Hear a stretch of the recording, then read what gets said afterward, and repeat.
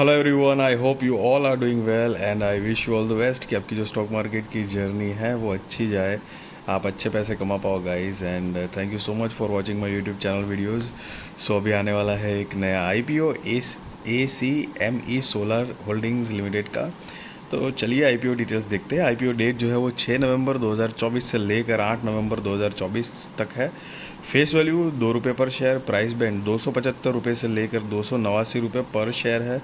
Lot size 51 shares का है। Total issue size 10,03,46,022 shares है। करीब 2900 करोड़ रुपए कंपनी कलेक्ट करने वाली है इस टोटल इशू साइज से गाइस, जिसमें से 8,28,71,973 शेयर्स जो है वो फ्रेश इश्यूज के माध्यम से आएंगे और उससे कंपनी 2,395 करोड़ रुपए कलेक्ट करेगी।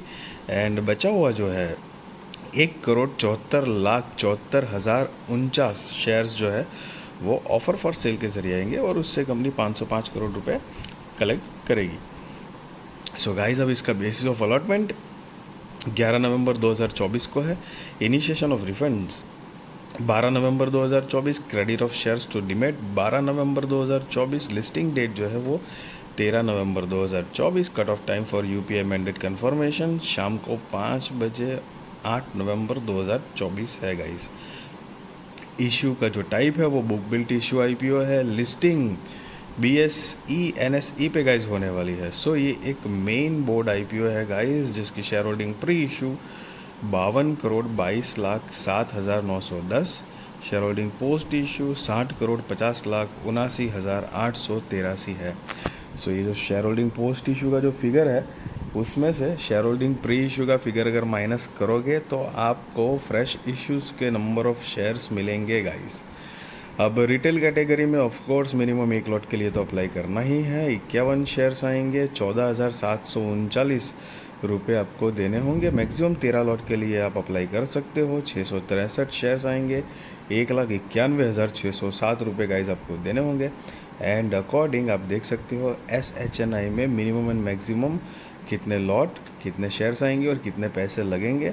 साथ में BHNI में मिनिमम कितने लॉट के लिए अप्लाई कर सकते हैं, शेयर्स कितना आएंगे और अमाउंट कितनी जाएगी, वो यहाँ पर डिटेल दी गई है गाइस।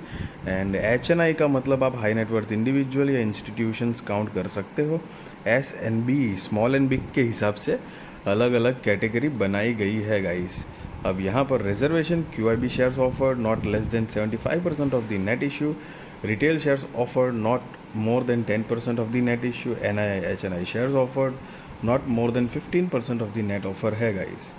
प्रमोटर्स अगर देखें तो the company's promoters are Mamta Upadhyay, Manoj Kumar Upadhyay, ACME clean tech solutions private limited, MKU holdings private limited and Upadhyay family trust, जो कि ये सारे कंपनी के प्रमोटर्स है और इनकी शेयर होल्डिंग प्री इशू 100% है। शेयर होल्डिंग पोस्ट इशू नहीं दी गई है, मतलब अभी सारा का सारा जो स्टेक है 100% उन्हीं के पास है। अब बाद में आ जाएगा कि मतलब पोस्ट इशू क्या है आफ्टर आईपीओ। सो कंपनी के बिजनेस की ब्रीफ आइडिया ले तो 2015 से इनकॉर्पोरेटेड है। ACME Acme solar holdings limited is an Indian electricity producer from renewable energy sources. The company is one of the largest producer of electricity from wind and solar energy in India. The company specializes in the development, construction, ownership, operation and maintenance of large scale renewable energy projects. The company achieves this through its in-house engineering, procurement and construction division and operations and maintenance team. The company's revenue is generated by selling electricity to various customers, including plants supported by the central and state government. अब 31 मार्च 2022 के according company ने जो project capacity है, क्या क्या कहाँ पर है, वो सारी चीज़ें दी गई है और साथ में कंपनी की कुछ कॉम्पिटिटिव स्ट्रेंथ भी दी गई है गाइस। एंड साथ में अभी तक 31 मार्च 2024 के अकॉर्डिंग कंपनी के पास टोटल 214 लोगों की परमानेंट एम्प्लॉयज़ की टीम है, जो कि अलग अलग डिपार्टमेंट में गाइस काम करती है। मिला जुला के कंपनी के फाइनेंशियल जो है, जो काफ़ी इम्पोर्टेंट चीज़ होती है, तो यहाँ पर 31 मार्च 2022, 23, 24 और जून 30, 2024 के फाइनेंशियल्स दिए गए हैं। गाइज ये सारे फिगर करोड़ में है। एंड रिसेंट वाला जो है मतलब जून 2024 वो हम नहीं देखेंगे बिकॉज वो फुल ईयर का नहीं है। सो फुल ईयर मतलब ईयर ऑन ईयर बेसिस पे ये जो मार्च 2022, 23, 24 के फाइनेंशियल्स है वो एक बार कंपेयर करते हैं कि कंपनी क्या प्रोग्रेस कर रही है। तो कि असेट जो है वो 31 मार्च 2022 के अकॉर्डिंग 10,887 करोड़ रुपए के आसपास थी, जो कि 31 मार्च 2024 में बढ़कर 13,394 करोड़ रुपए के आसपास हुई है। रेवेन्यू 1,562 करोड़ रुपए से कम होकर 1,466 करोड़ रुपए के आसपास हुआ है। प्रॉफिट आफ्टर टैक्स 62 करोड़ रुपए से बढ़कर 697 करोड़ रुपए के आसपास। नेटवर्थ 1,908 करोड़ रुपए से बढ़कर 2,590 करोड़ रुपए के आसपास। And reserve and surplus 1,154 crore रुपए से बढ़कर 1,836 करोड़। साथ में टोटल बोरोइंग्स जो है वो 7,563 करोड़ रुपए से बढ़कर 8,217 करोड़ रुपए के आसपास हुई है। और यहाँ पर अमाउंट इन करोड़ लिखा हुआ है जो आप पढ़ सकते हो गाइस। वैसे गाइस कंपनी के फाइनेंशियल्स की बात करें तो असेट बढ़ रही है, रेवेन्यू कम हुआ है, लेकिन प्रॉफिट काफ़ी अच्छा ज़बरदस्त तरीके से कुछ ग्रोइंग मोड में है। साथ में लेकिन मतलब नेटवर्थ रिजर्व्स भी ठीक ठाक डिसेंट ग्रोइंग मोड में है, लेकिन बोरोइंग्स भी बढ़ी हुई है। अब मतलब एक नॉर्मल डिसेंट परफॉर्मेंस है ये, ना कुछ इतना बढ़िया है ना कुछ इतना ख़राब है गाइस। अब कंपनी का मार्केट कैप जो है वो 17,486 करोड़ रुपए के आसपास का है।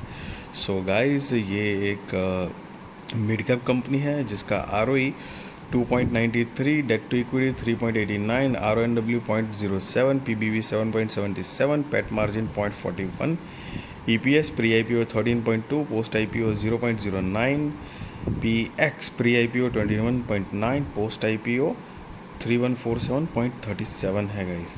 और ये जो नोट है EPS उन्होंने pre IPO and post IPO कैसे कैलकुलेट किया है उसके बारे में गाइस बताया हुआ है।